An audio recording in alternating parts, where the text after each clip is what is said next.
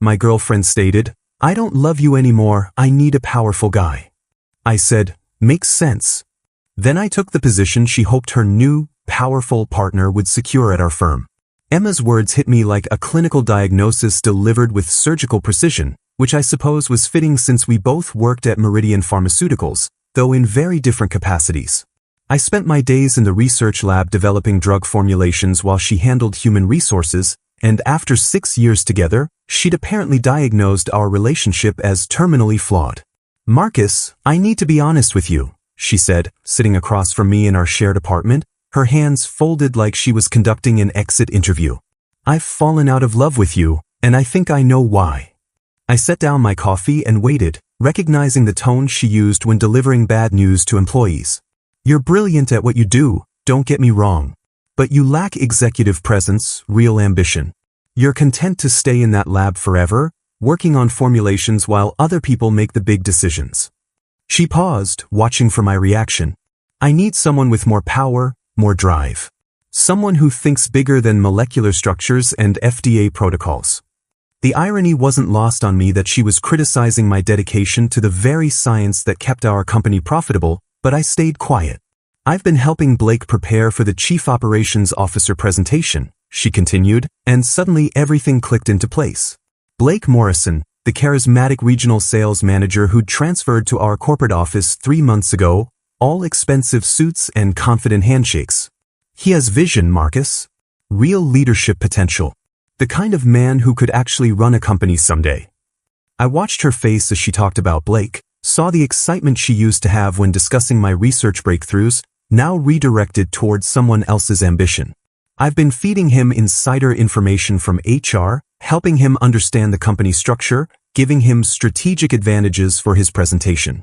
I know it's not exactly ethical, but he needed my help to level the playing field.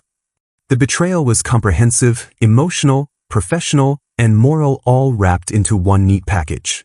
So this is over, I said, not really a question. Yes, but I hope you understand why. You're a good person, Marcus, but you're not built for leadership. You don't have that killer instinct, that hunger for power. Blake does. She reached across the table and touched my hand, the gesture somehow more insulting than if she'd simply walked away. I need to be with someone who can give me the life I want, the status I deserve. Someone who commands respect in boardrooms, not just laboratory benches. I looked at her, really looked, and saw a stranger who'd been living in my apartment, sharing my bed, while calculating my inadequacies like a cost-benefit analysis. That makes perfect sense, Emma, I said calmly, removing my hand from under hers. Her eyebrows twitched slightly, clearly expecting tears or anger or desperate pleas. You're taking this remarkably well, she said, and I could hear the disappointment in her voice. She wanted drama, wanted me to fight for her, wanted proof that losing her would devastate me. What's the point of fighting reality? You've made your assessment. You think Blake represents power and I don't. You're probably right. The lie came easily because I'd learned something about myself in that moment. I did have that killer instinct she claimed I lacked. I just hadn't been properly motivated to use it until she'd handed me the perfect reason on a silver platter. What Emma didn't know was that 3 weeks earlier, I'd been discreetly approached by Dr. Harrison, our board chairman, about something that would have changed everything between us if I'd bothered to mention it. I was reviewing stability data in my lab when he appeared in the doorway, still wearing his surgical mask from a sterile manufacturing inspection. Marcus, do you have a moment for a confidential discussion? We'd walked to his private office, where he'd closed the door and offered me something I'd never expected.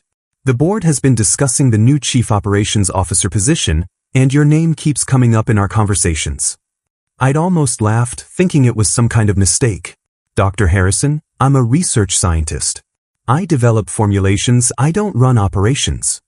He'd leaned forward with the intensity that had made him one of the most respected executives in pharmaceutical development. That's exactly why we need you. Blake Morrison gives impressive presentations, but he doesn't understand the science that drives our business. You know every aspect of our drug development pipeline, every regulatory challenge we face, every operational bottleneck that slows down our approvals. The offer had seemed surreal, a 40% salary increase, equity options, complete operational authority over a company worth $800 million. We're facing 3 major FDA submissions this year, plus international market expansion. We need someone who can navigate regulatory requirements while understanding the business implications of every decision. I'd asked for time to consider, mainly because leaving research felt like abandoning my identity. Emma's brutal assessment 3 weeks later eliminated every doubt I'd harbored about accepting corporate responsibility. I called Dr. Harrison the morning after our breakup, catching him before his 7 a.m. hospital rounds. I'm ready to accept the COO position, but I have one request. There was a pause as he processed my sudden decisiveness. What do you need, Marcus? I explained that Blake was scheduled to present his vision for the role next week, and I wanted the announcement delayed until after his presentation. I don't want anyone thinking the decision was made arbitrarily. Let him make his case, then announce that the board had already identified their preferred candidate. Dr. Harrison's chuckle was warm with approval. That's exactly the kind of strategic thinking we hoped you'd bring to this role. Consider it done. The irony was almost poetic. Emma's betrayal had pushed me toward the very career advancement she'd claimed I lacked courage to pursue, while her insider assistance to Blake had been helping him prepare for a position that was already mine. The company-wide meeting was scheduled for 10 a.m. on Thursday, and I arrived 15 minutes early wearing a charcoal suit I'd had tailored specifically for this moment. Blake stood near the front of the conference room, adjusting his tie and reviewing note cards while Emma hovered nearby, whispering last-minute strategic advice with the intensity of a campaign manager on election night.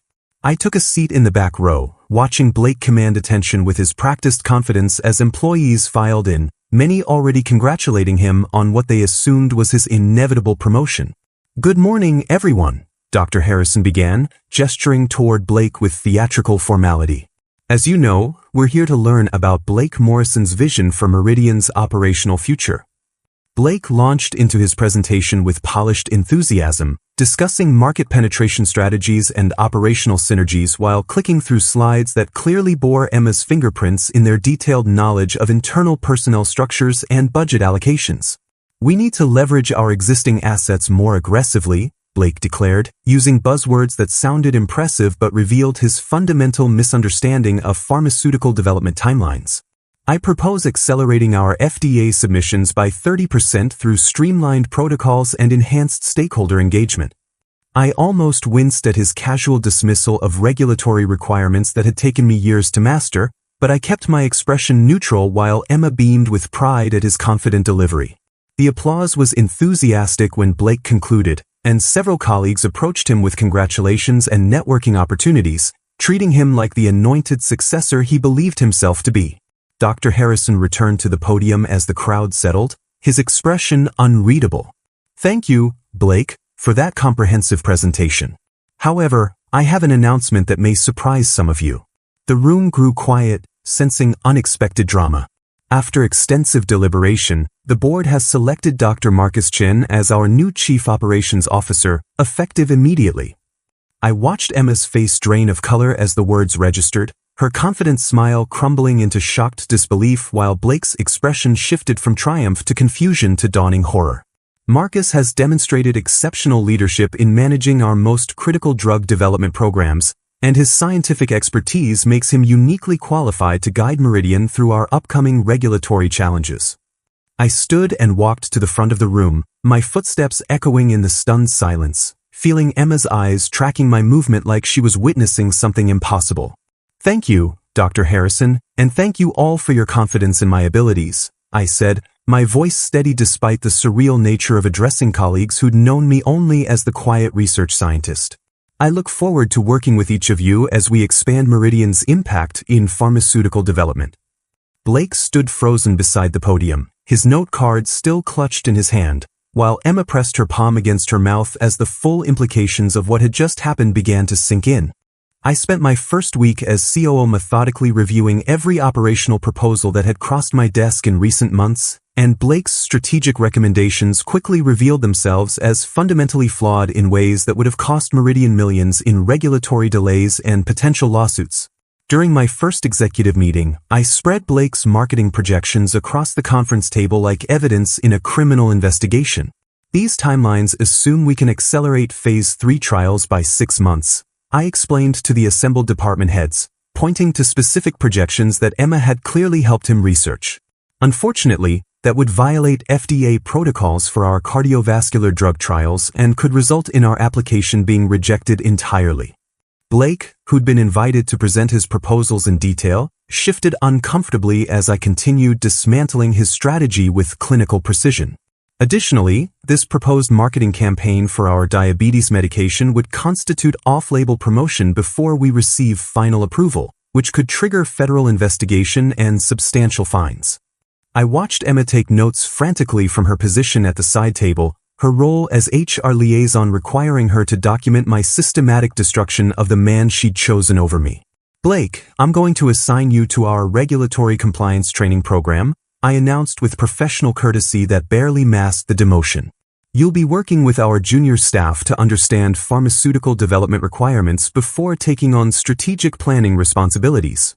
The meeting continued with discussions of actual operational challenges, supply chain management, international regulatory harmonization, clinical trial coordination, topics that required deep scientific knowledge Blake had never bothered to acquire.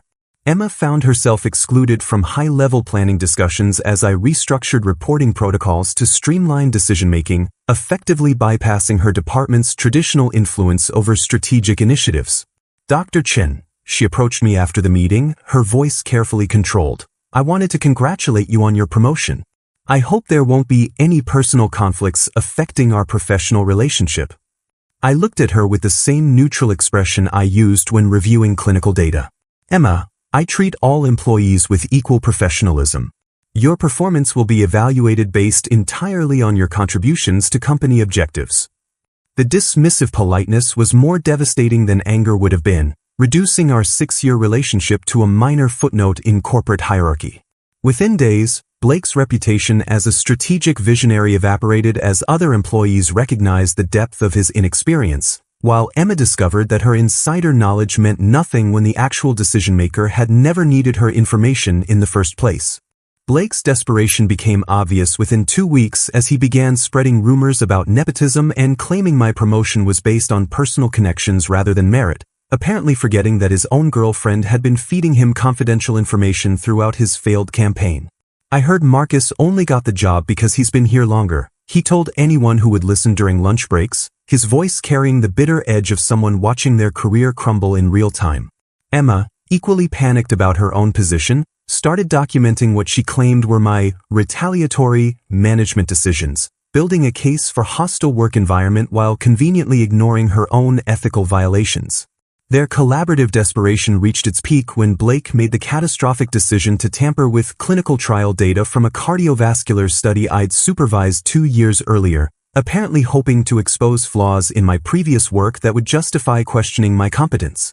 I discovered his sabotage attempt immediately because I knew every data point in those trials by memory, having spent 18 months analyzing patient responses and adverse events with obsessive attention to detail that had driven Emma crazy during our relationship.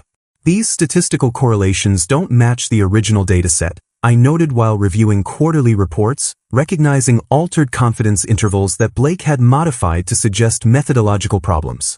The security footage was damning, Blake accessing my former laboratory database at 11 p.m. on a Tuesday, downloading files he had no authorization to review, then uploading modified versions that would have invalidated critical safety data if anyone had been foolish enough to trust his alterations.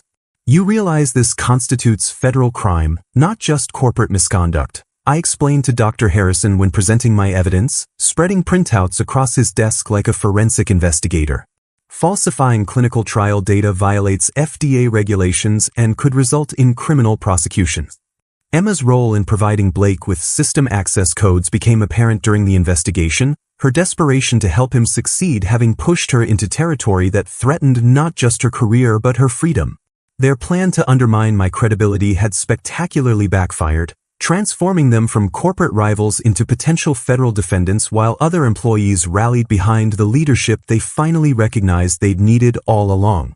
I handled Blake's sabotage attempt with the same methodical precision I'd used to develop successful drug formulations, presenting irrefutable evidence to the board and legal department without revealing any personal motivation behind my thoroughness. The documentation was comprehensive, time-stamped security footage, digital forensics showing file modifications, expert analysis confirming data manipulation, all compiled into a report that made Blake's termination inevitable and legally bulletproof. This is career-ending misconduct in our industry, I explained to the emergency board meeting, spreading evidence across the conference table like a prosecutor presenting a murder case. Data integrity violations make him unemployable at any legitimate pharmaceutical company. Blake's termination was announced that afternoon, security escorting him from the building while his personal belongings were packed and shipped to avoid any additional security risks or potential confrontations with colleagues who trusted his expertise. Emma faced her own reckoning when the investigation revealed her systematic violations of confidentiality policies, her provision of system access codes, and her role in facilitating what could have become a federal crime if Blake's tampering had gone undetected. We could pursue criminal charges, our legal counsel advised during a closed-door meeting, but accepting Ms. Patterson's resignation and cooperation might serve the company's interests better than prolonged litigation. I recommended clemency, not from lingering affection but because destroying Emma completely would have been excessive punishment for someone whose real crime had been poor judgment rather than criminal intent. She accepted demotion to a clerical position in our document archive department, losing her benefits package, career advancement opportunities, and any remaining influence over corporate decisions that had once made her feel powerful. "Thank you for not pressing charges," she said during our final professional interaction, her voice barely above a whisper as she cleaned out her executive office. "I made terrible decisions, and I know I don't deserve your mercy." I looked at her with the detached sympathy I'd feel for any former colleague facing career consequences for ethical lapses. "Everyone makes mistakes, Emma. The important thing is learning from them." The board commended my handling of what could have become a major corporate scandal, praising my discretion and professionalism in navigating a situation that involved people I'd known personally, though they never learned the full extent of those personal connections. 6 months later, I was reviewing expansion proposals in my corner office when Dr. Harrison knocked and entered with the kind of satisfied expression that usually preceded good news about quarterly earnings or regulatory approvals. "Marcus, I wanted to personally thank you for transforming our operations beyond anything we'd hoped for when we offered you this position. The numbers were undeniably impressive. We'd successfully navigated 2 major FDA approvals that had been stalled for months under previous leadership, expanded into 3 international markets that generated $47 million in new revenue, and streamlined our clinical trial processes to reduce development timelines by an average of 18%. Your leadership style has been exactly what this company needed," he continued, settling into the chair across from my desk. "Quiet competence, strategic thinking, and the kind of scientific expertise that actually drives profitable decisions rather than just impressive presentations." Through the pharmaceutical industry grapevine, I'd learned that Blake had left drug development entirely, reportedly working at a small insurance firm in Kansas where his presentation skills might actually serve a useful purpose without endangering public health through regulatory incompetence. Emma had eventually resigned from her archive position and moved back to her hometown in Ohio, where she was apparently working for a local medical clinic and keeping a much lower profile than the ambitious corporate climber I'd once known. I found myself reflecting on her brutal assessment of my character during our breakup, realizing that she'd been partially correct about my lack of ambition. I had been content to remain in the background, focusing on scientific problems rather than corporate advancement. But her betrayal had revealed capabilities I'd never known I possessed, forcing me to discover that real power comes not from charismatic presentations or political manipulation, but from competence, integrity, and the quiet confidence that comes from solving problems other people cannot. The transformation had been remarkable, from a research scientist who avoided corporate politics to a COO who commanded respect throughout the organization, not through intimidation or flashy gestures, but through consistent demonstration of expertise and strategic thinking. "We're considering additional expansion into European markets," Dr. Harrison mentioned, spreading preliminary market analysis across my desk. "The board would like your assessment of regulatory challenges and operational requirements for establishing manufacturing facilities in Germany and Switzerland." I reviewed the documentation with the same methodical attention to detail that had made me successful in drug development, recognizing opportunities and challenges that would have been invisible to someone like Blake who prioritized style over substance. Emma had claimed I wasn't marriage material because I lacked executive presence and ambition, But sitting in that corner office, planning international expansion for a company worth over $1 billion, I finally understood that I had always been the powerful guy she claimed to need. She just couldn't recognize real strength when it was standing right in front of her, preferring the illusion of power over its actual substance.